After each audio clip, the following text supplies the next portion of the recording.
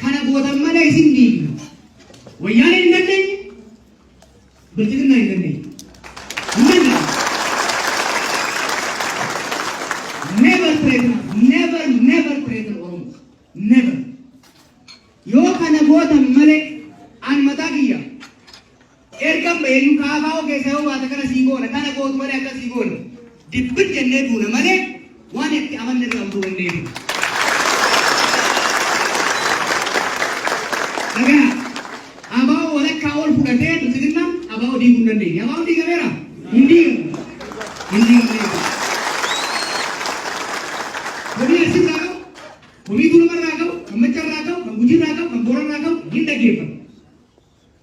Waliin mari'an hin sirreeffatu. Waan an jedhe fudhattan malee Arsiin as keessaa baasa, Shawaan as keessaa baasa, Wallaggaan as keessaa baasa jennaan situ ba'a malee Gujiin ba'u si jiru, Arsiin ba'u si jiru.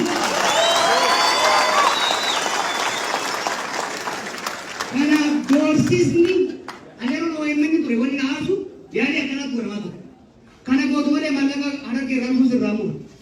Maallaqa Wallagga irraa dhufuu sirraa muura. Muutu muuri malee jaarmaa Oromoo komproomaayisii hin goonu. Diigamu